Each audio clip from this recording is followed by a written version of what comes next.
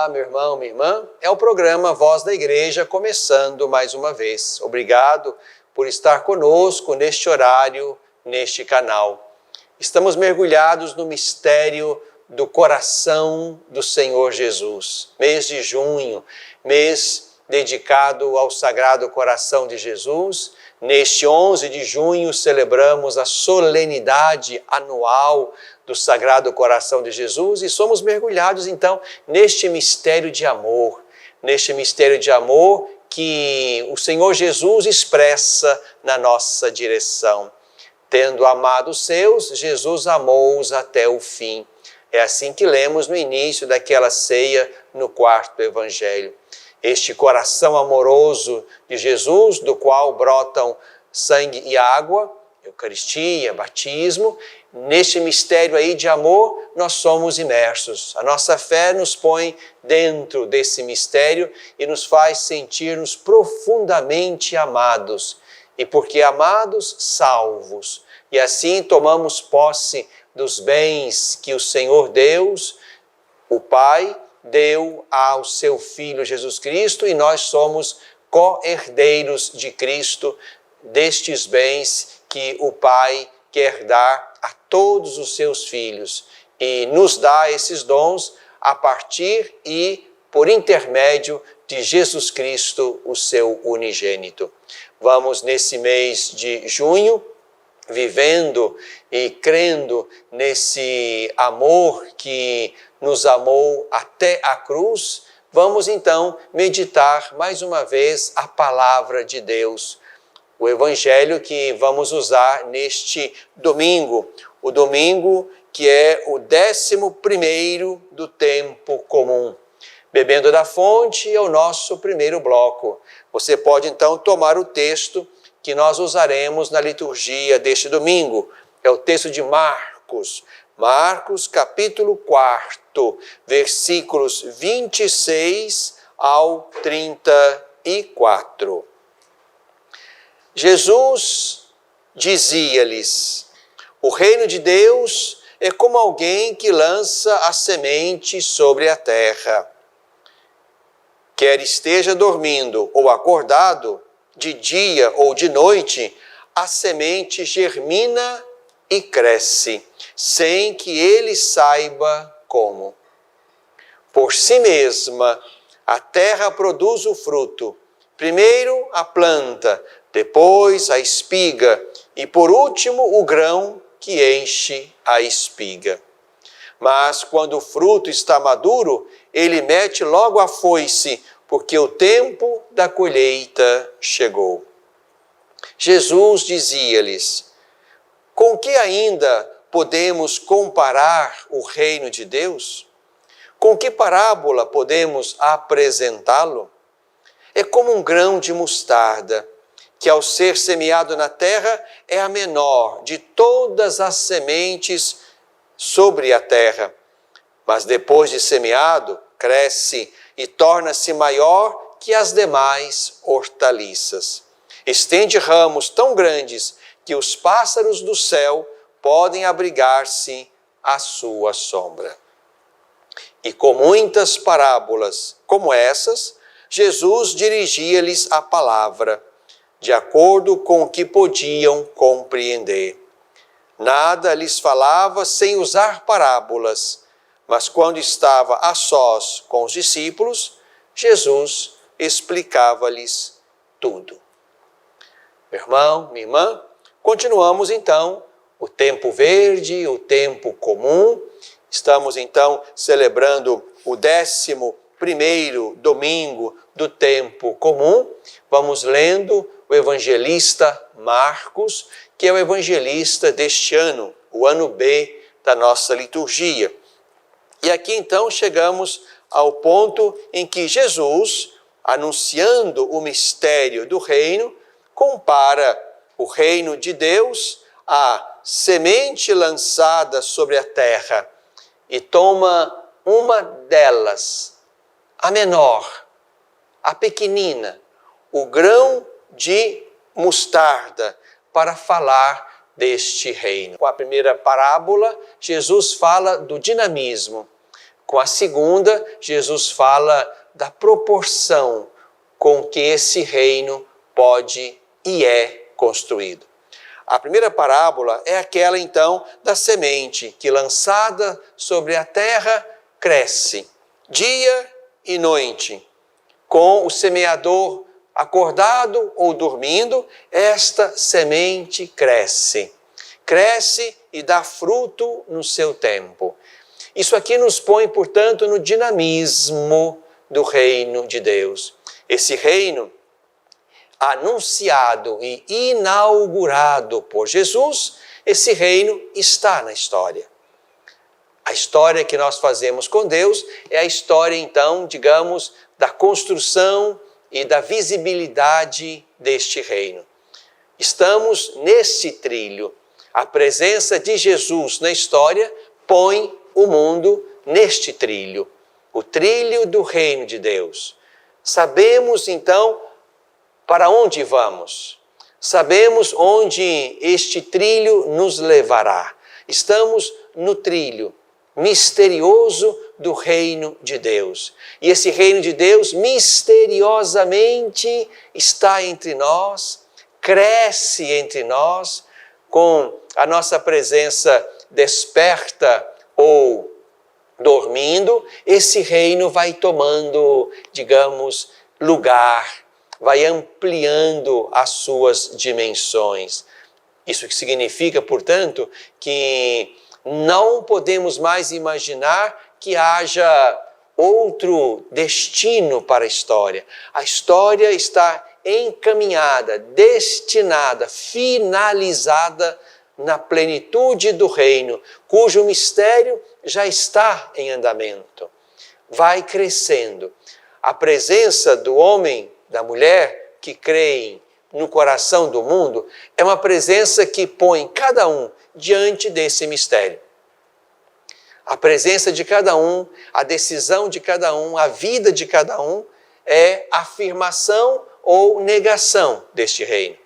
Mas não se pode fugir do dinamismo dele. Acordados, dormindo, esse reino vai nos levando pouco a pouco para dentro da plenitude de Deus. No tempo certo haverá a colheita. Quando o fruto está maduro, ele mete logo a foice porque o tempo da colheita chegou. Enquanto não chega o tempo da colheita, eu e você somos chamados a zelar para que este reino vá ganhando proporção, visibilidade, dimensão no meio de nós. O reino de Deus, para usar a expressão de Marcos, não é alguma coisa para depois, para longe. O reino de Deus já está.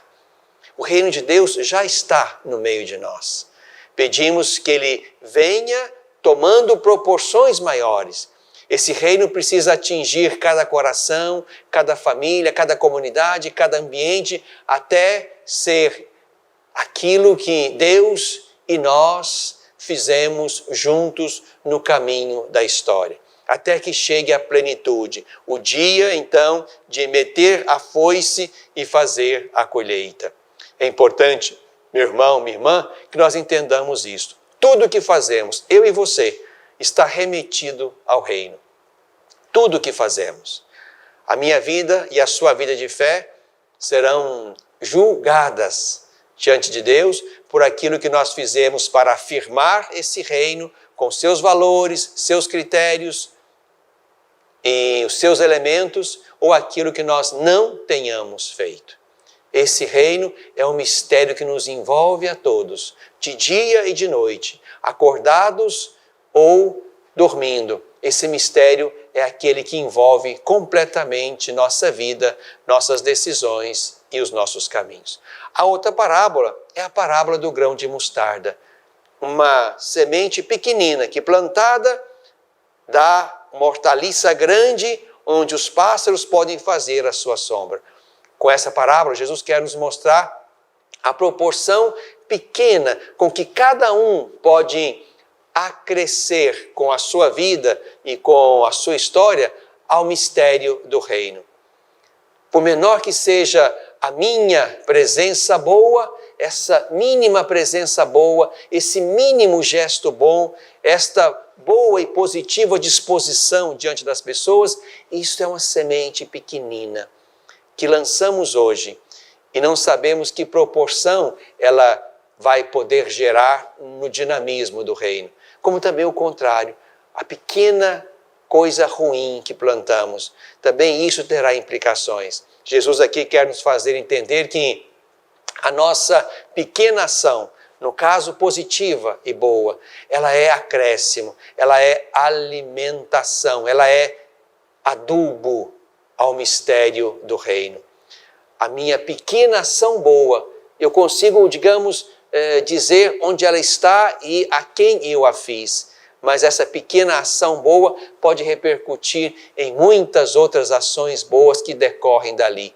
O que aquela minha ação gerou no coração do outro, o que aquela minha ação gerou no meu coração, isso vai repercutir, não é, em relações minhas com outras pessoas, em relações daquela pessoa a quem eu ofereci um pequeno gesto bom com as outras pessoas com quem aquela pessoa que eu atendi com amor, que eu cuidei com amor, vai poder gerar para relações novas que ela haverá de realizar. Portanto, percebam que a minha ação boa repercute em mim, repercute no outro, enquanto ela é boa, enquanto ela é positiva, enquanto ela está em comunhão com o mistério e com o reino de Deus, isso vai crescendo e repercutindo.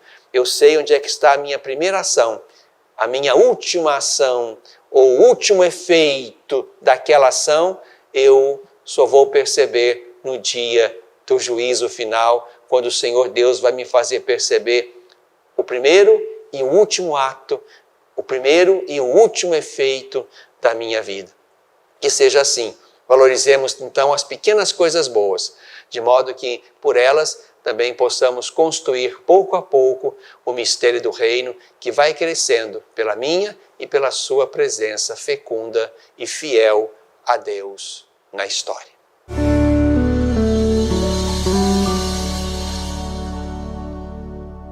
Você sabia que parte do que você paga de imposto de renda pode ser direcionado ao Lar dos Idosos de Divinópolis? É uma maneira bonita de expressar compaixão e de contribuir com os idosos de nossa cidade.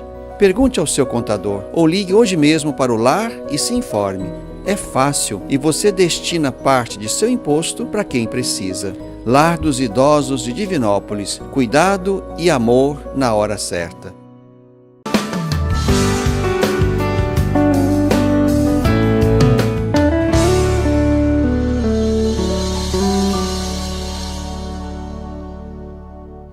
No coração deste tempo, este é o nosso segundo bloco. Estamos no mês de junho, mês do Sagrado Coração de Jesus, estamos ao redor da solenidade anual do Coração de Jesus e olhando e aprendendo com este coração, nós somos chamados, portanto, a reagir diante de um mundo que precisa e espera o nosso testemunho de fé. É por isso que nós rezamos uma bela jaculatória que faz parte do nosso caminho espiritual. Jesus, manso e humilde de coração, fazei o nosso coração semelhante ao vosso. É isso que queremos, que o nosso coração humano seja semelhante àquele coração humano e divino de Jesus. De maneira que tenhamos Jesus como a nossa medida de humanidade. Queremos ser como Jesus. Queremos para nós os sentimentos do Cristo Jesus, como lembra Paulo aos Filipenses. É isso que nós queremos para nós. O caminho da fé, o itinerário da fé é este, de buscando imitar, seguir o nosso Mestre, possamos também, no coração deste mundo que está envolvido no mistério do reino, no coração desse mundo, nós somos chamados a ser homens e mulheres profundamente identificados com Cristo e com o seu mistério de um Deus presente na nossa história e na nossa carne. É importante que, olhando para Jesus, aprendamos dele a compaixão, a misericórdia, a proximidade. e outras tantas coisas que o nosso tempo precisa.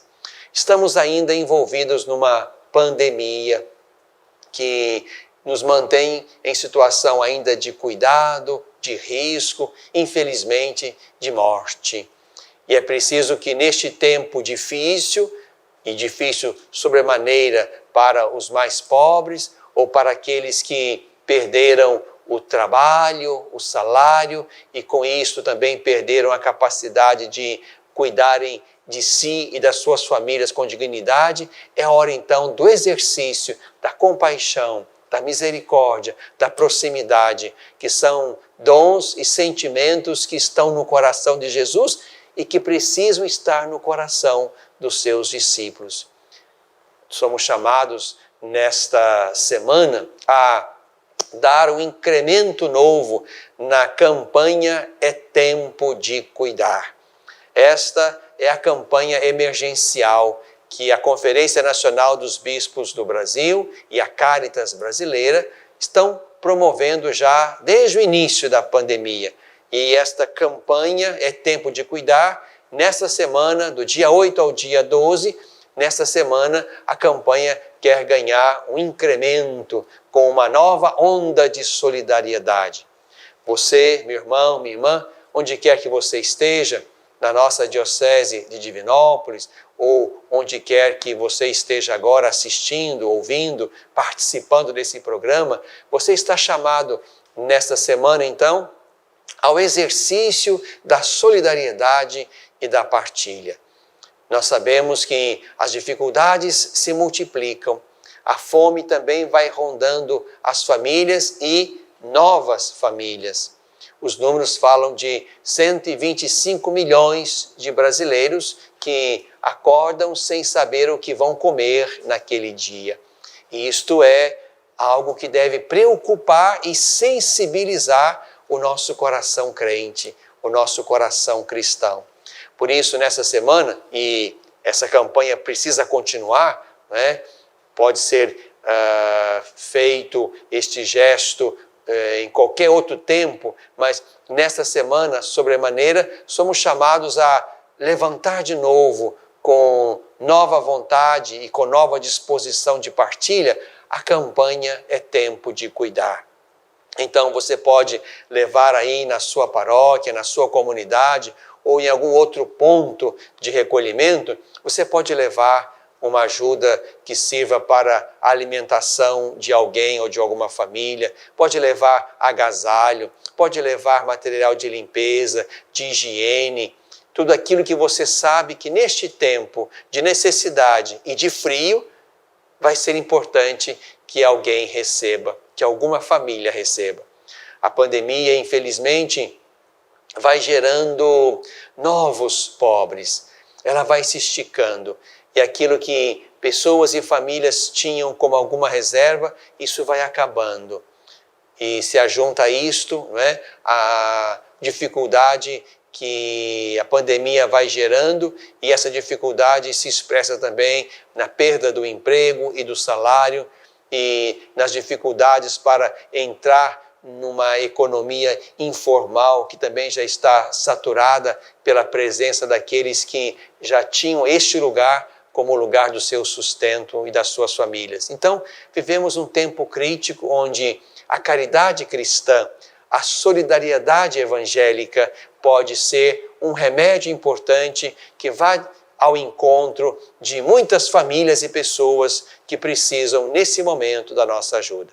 É tempo de cuidar. Então, se lembre disto.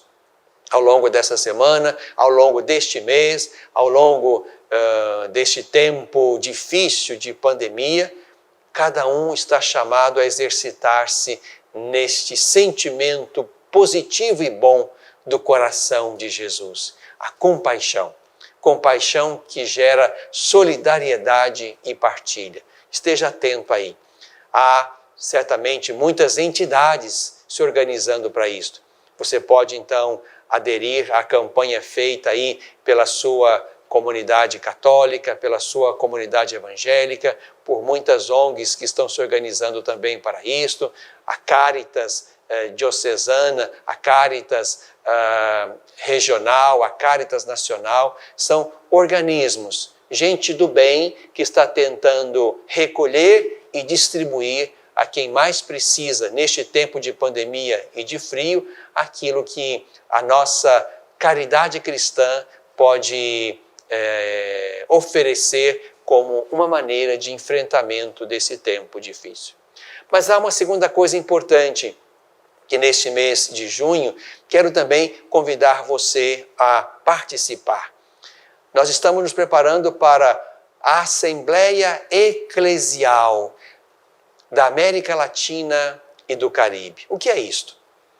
O Papa Francisco, quando foi interrogado acerca da possibilidade de se realizar mais uma conferência dos bispos da América Latina e do Caribe, a última foi em Aparecida, em 2007, e foi a 5ª conferência do episcopado latino-americano e caribenho.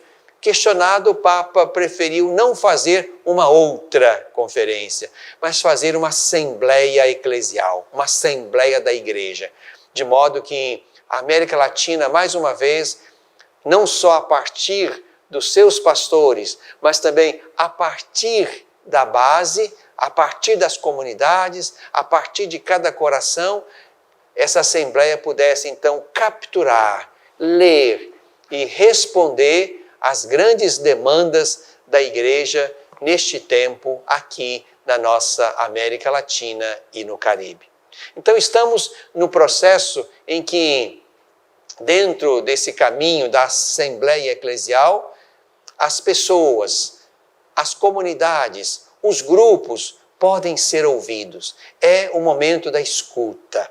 E quero então convidar você, sobretudo, se for possível, se unir ao seu grupo, para que seja também, digamos, a participação não só sua individualmente, mas do grupo ao qual você pertence aí na sua comunidade, um grupo da igreja, também um grupo do qual você participa aí na sociedade civil, um grupo que quer levar a sério aquilo que a igreja pode e deve fazer neste tempo. Quero convidar você então a responder a este questionário que vai ser o ponto de partida para a realização desta Assembleia Eclesial que vai acontecer no México, com alguma presença lá de irmãos e irmãs que vão se ocupar da dinâmica da Assembleia e que também vai ter presença virtual de homens e mulheres, ministros ordenados e leigos e leigas, também desta América Latina extensa. Isso será em novembro. Mas neste mês de junho, tínhamos antes até o dia 30. Agora foi estendido o prazo até o final de agosto, para que possamos então dar a nossa contribuição. Você e o seu grupo podem dar uma contribuição. Então, queria pedir a você que depois acesse o site que está aqui na base do seu visor para participar da resposta que o seu grupo também vai dar às questões apresentadas para a Assembleia Eclesial. São vários temas. Você pode responder o questionário inteiro, você pode responder a parte do questionário que toca a sua pastoral, o seu movimento, o seu grupo, o seu interesse. O importante agora é que possamos escutar a base, possamos escutar os grupos, possamos escutar as novas comunidades, possamos escutar a igreja que é convidada a reagir, a pensar-se a si mesma, a dizer algo sobre si mesma. Então participe, visite aí esses sites. Há um site em espanhol e há também um site em português. É importante que você então acesse, responda às perguntas do questionário que está lá e assim ajude a construir o processo de escuta deste momento importante de vivência da sinodalidade da nossa igreja. Sinodalidade é dar a cada um o direito e a possibilidade de falar, de participar, de acrescentar elementos a este momento importante em que vamos avaliar o caminho da igreja, o caminho da fé, o caminho da construção do reino aqui na nossa América Latina e no Caribe. Participe. São momentos importantes desse nosso mês. A campanha solidária e o questionário para a grande Assembleia Eclesial que realizaremos em novembro. No coração deste tempo.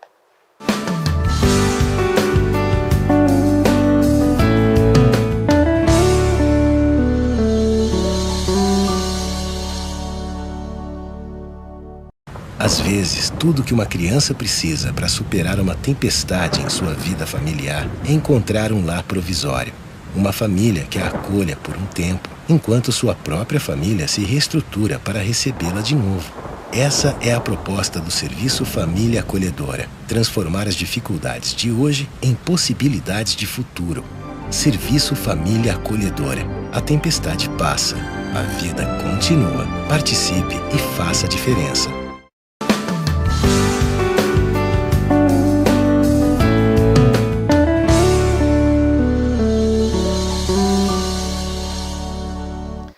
Na tradição da igreja, este é o último bloco do nosso programa, Voz da Igreja.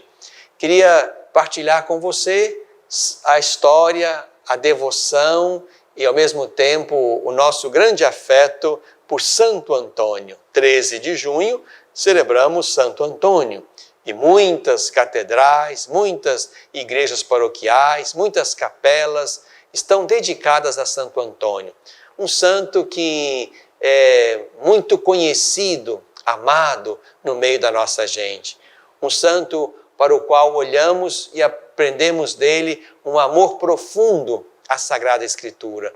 Um conhecedor e, mais do que isso, um catequista, um evangelizador. Um profundo conhecedor da Palavra de Deus, que é também tarefa minha e sua.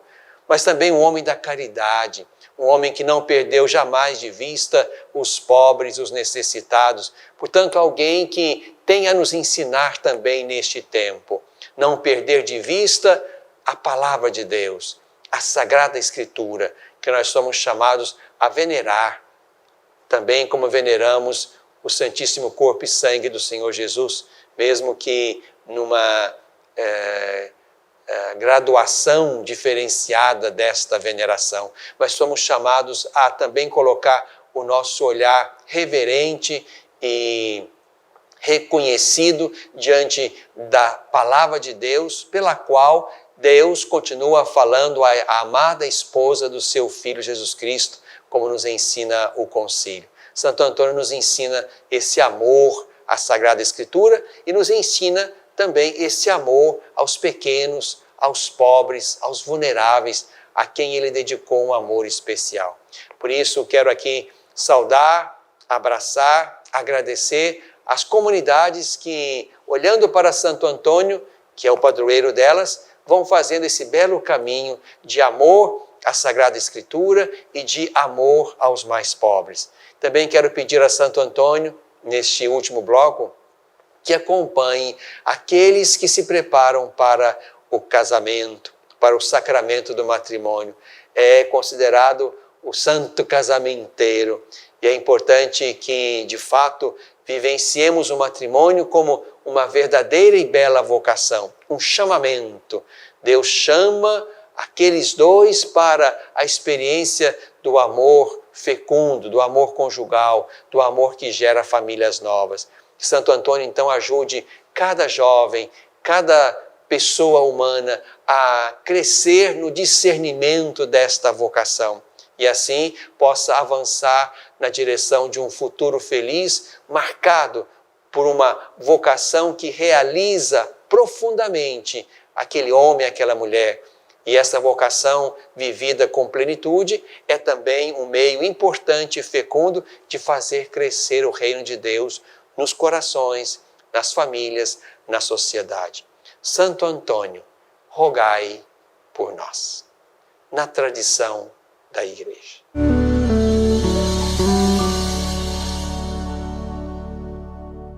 Você sabia que parte do que você paga de imposto de renda pode ser direcionado ao Lar dos Idosos de Divinópolis? É uma maneira bonita de expressar compaixão e de contribuir com os idosos de nossa cidade. Pergunte ao seu contador ou ligue hoje mesmo para o lar e se informe. É fácil e você destina parte de seu imposto para quem precisa. Lar dos Idosos de Divinópolis. Cuidado e amor na hora certa.